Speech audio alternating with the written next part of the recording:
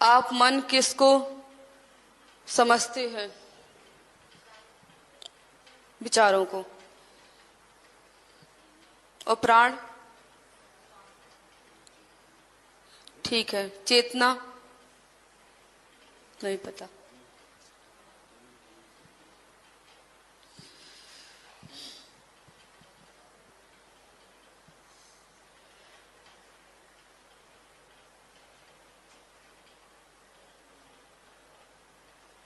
मन प्राण को सूक्ष्म होने से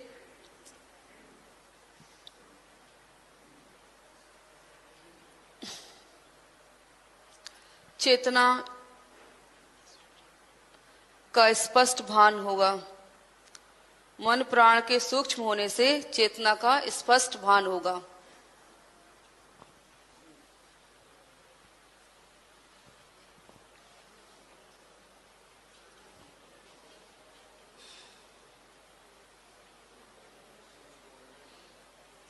वह भी चैतन्य की तरह ही लगने लगेगा।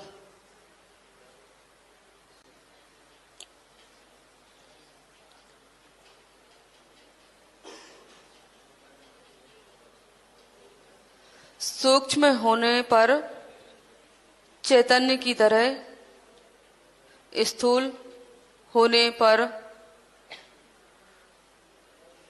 जड़ की तरह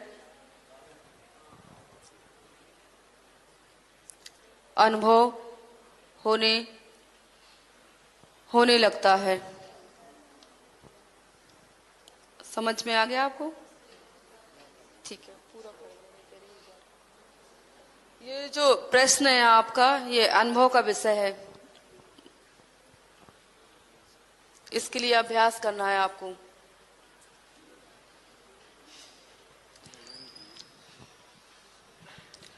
जो मन है उसमें भी अंतःकरण के चारों भाव छिपे हैं। मन, बुद्धि, चित्त, अहंकार।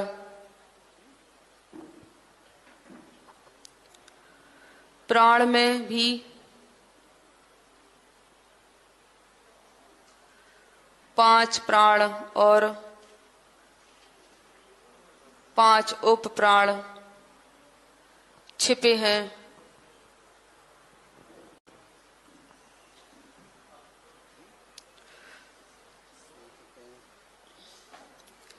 यह तो केवल सहज कहने के लिए है। मन और प्राण जब अनुभव करते हैं तो बड़ी गहराई है इनमें। पांच प्राण और पांच उप प्राण सबको जानना पड़ता है। एक बार पूरा पढ़ दें करें। मन प्राण चेतना। आप मन किसको समझते हैं? मन प्राण को सूक्ष्म होने से चेतना का स्पष्ट भान होगा। वह भी चैतन्य जैसे ही लगने लगेगा।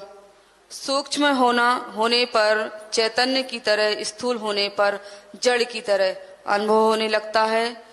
जो मन है उसमें भी अंतःकरण के चारों भाव छिपे हैं। मन, बुद्धि, चित्त, अहंकार। प्राण में भी पांच प्राण और पांच उप प्राण छिपे हैं। यह तो केवल सहज कहने के लिए मन और प्राण है। जब अनुभव करते हैं तो बड़ी गहराई है इनमें। ठीक है।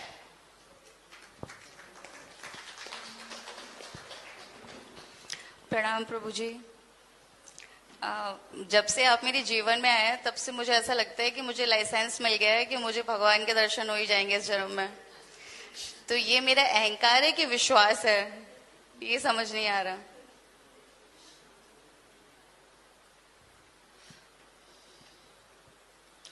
सकारात्मक भाव रखना चाहिए, साधक के लिए अच्छा है। साधक को हमेशा सकारात्मक ही भाव रखना चाहिए।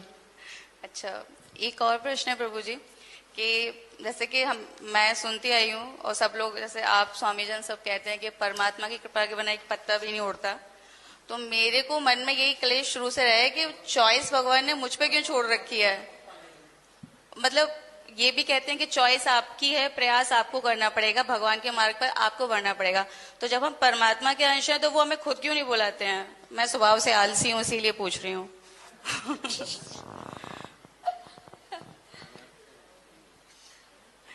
ये द्वंद्वता चलती रही है कि मैं ही क्यों, आप बुलाओ ना। जब तक अज्ञान है तब तक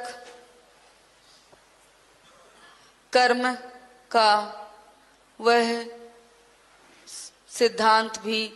सिद्धांत याद रखो। जी।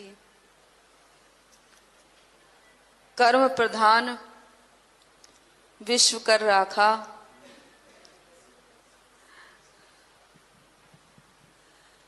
जो जस करे सो तस फल चाखा। अच्छा। जब तक अज्ञान है, और जब ज्ञान हो जाता है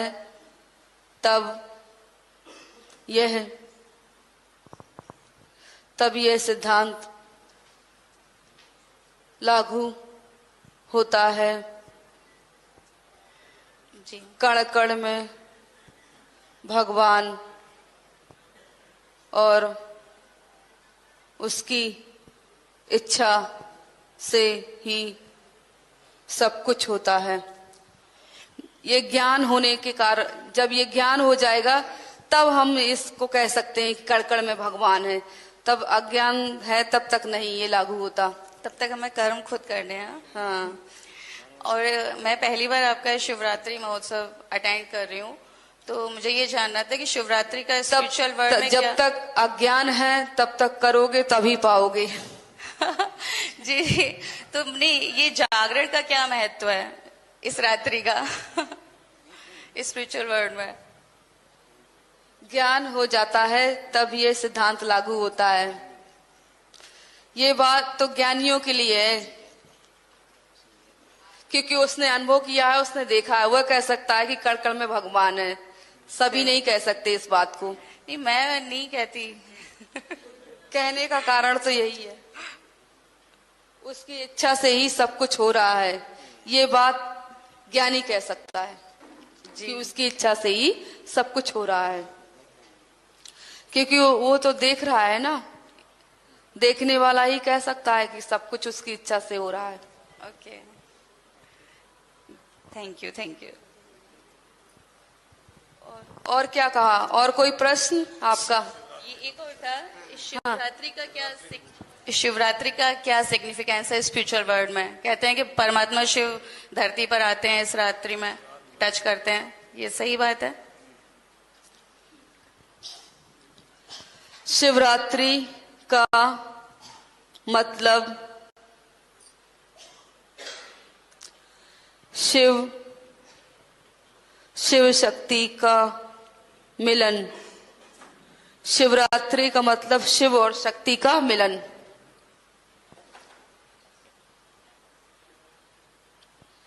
कल्याणकारी अवसर है।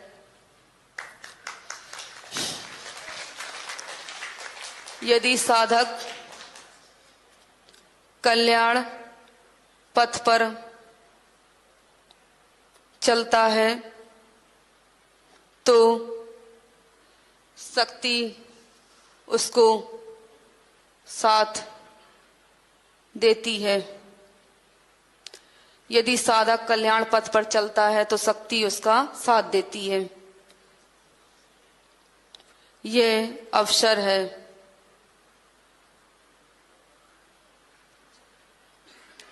लाभ उठाने का, ये अवसर है लाभ उठाने का। शत शत नमन गुरुवर। गुरुजी शत शत प्रणाम आपको। गुरुजी, जब भी ध्यान में हम बैठते हैं तो मेरे बाएं पैर का घुटना दर्द होता है और उसको मुझे बार बार फैलाना पड़ता है। मतलब फोल्ड करके हम बैठ नहीं पाते हैं देर तक। और दूसरा सवाल है, जब हम मौन में रहते हैं तो कुछ ना कुछ बोल देते हैं किसी कारणवश की thank you master, thank you, sorry, इस तरह के कुछ अच्छे वर्ड्स बोल देते हैं, कुछ गलत नहीं बोलते हैं, लेकिन हेल्दी वर्ड निकल जाते हैं मुंह से। तो मेरा मौन पूरी तरह से मौन सक्सेस नहीं हुआ कभी भी। कोई कोई बात नहीं, कोई बात नहीं है। अच्छा और सत्य बोलना भी, अच्छा और सत्य बोलना भी मौन है।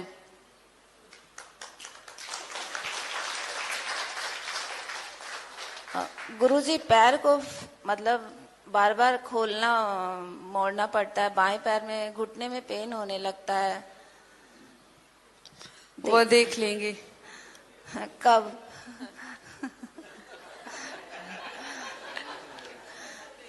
यदि साधना में नाड़ी के कारण है तो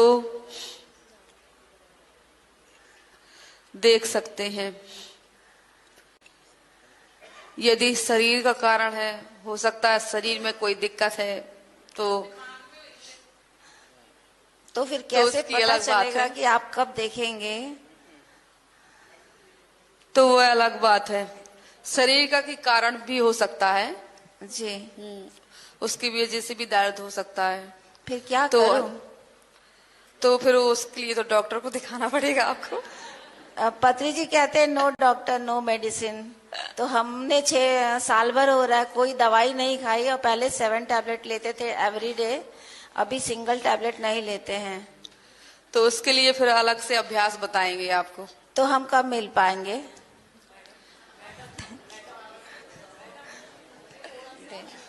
कल तक तो मिलते ही रहिए। जी जी मैम। कल तक तो मिलते ही रहना है ना। ठीक है, thank you, thank you ma'am, thank you sir, गुरुवर, थैंक यू। अभी एक प्रश्न और। प्रणाम गुरुजी, क्या ध्यान से पहले कुछ समय नाड़ी शोधन करना चाहिए, और अगर हाँ तो नाड़ी शोधन की सही विधि क्या है और कितनी देर करना चाहिए, कृपया बताएं। किसका प्रश्न है ये?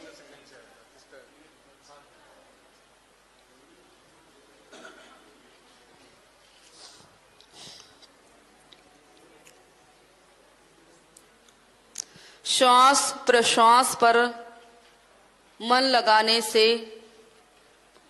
नाड़ी शोधन स्वतः होता रहता है।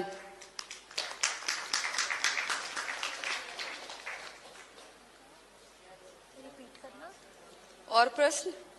हाँ, मेरा हो गया उनका खत्म। हाँ जी। हाँ जी, प्रणाम गुरुजी। मैं एक्चुअली इसलिए आई हूँ कि आपने नेगेटिव एनर्जी उनके आइडेंटिफाई करी थी।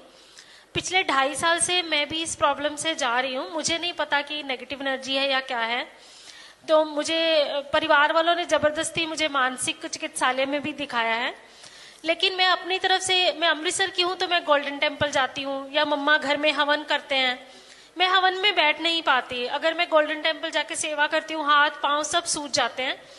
और कभी कभी रात को 1 बजे उठ के मैं चलने लगती हूँ। इतना ज्यादा चलती हूँ कि मेन गेट खोल के कॉलोनी में ही चले जाती हूँ, और पता नहीं होता कहाँ जा रही हूँ, क्या कर रही हूँ। और किया मैंने भी था कुछ गड़बड़, अकेले रह के बिना किसी गुरु की गाइडेंस के मैंने बहुत साधना कर ली थी घर में। तो मुझे नहीं पता, अगर आप देख सकते हो कि मेरे अंदर भी कुछ है। आज मैं हवन कुंड में भी बैठी थी तो मुझे शरीर में कुछ हो रहा था। यही तो बताया था पहले किसी को, अभी उनको बताया था ना अभी। हाँ, उसी से मुझे आया कि मैं 2.5 साल से इस चीज से जा रही हूँ। मुझे 15 दिन मेंटल हॉस्पिटल में भी एडमिट कर दिया, क्योंकि परिवार वाले इन चीजों को मानते नहीं है। बट मेरे साथ कुछ अलग हो रहा है।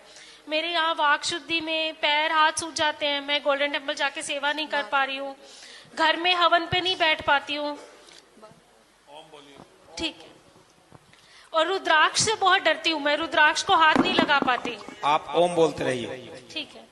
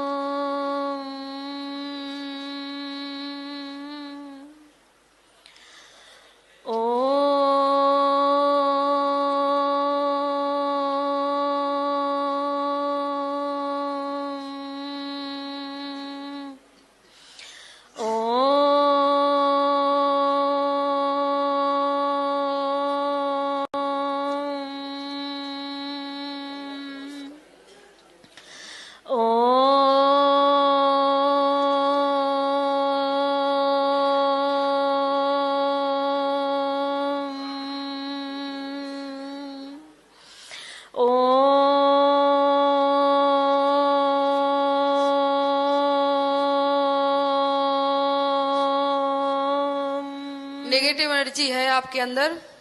मुझे ऐसी आवाज आती है कि मैं अश्वत्थामा बन गई हूँ। मैं अगर हवन पे बैठती हूँ तो मुझे राइट साइड में कीड़े चलते दिखते हैं मेरी बॉडी में, मैं चीखे मारने लगती हूँ। फिर मुझे ये भी आवाज आती है कि मेरी आत्मा असुरक्षित है।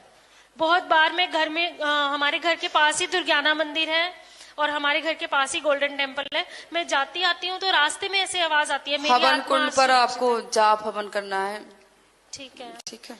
यहाँ भी मैं बड़ी मुश्किल से आई हूँ, मुझे मेरी फ्रेंड जब मतलब आज बड़ी से मुश्किल से ही लेके आई है। जब आप यहाँ से फ्री हो तो हवन जाप पर बैठे।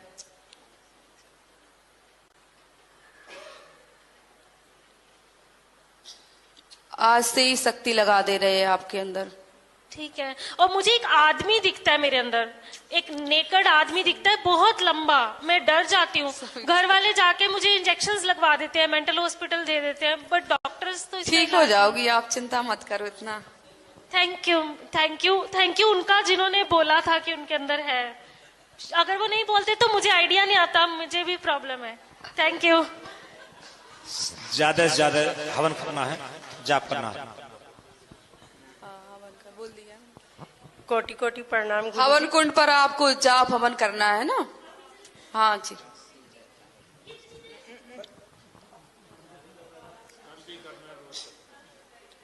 रात से ही कर सकती हो आप। ये प्रॉब्लम मैं 6-7 साल से फेस कर रही हूँ। नहीं नहीं, आप ठीक हो जाएंगी, लेकिन जैसे बताया जा रहा वैसे करिए ना। थोड़ा समय लगेगा, है ना?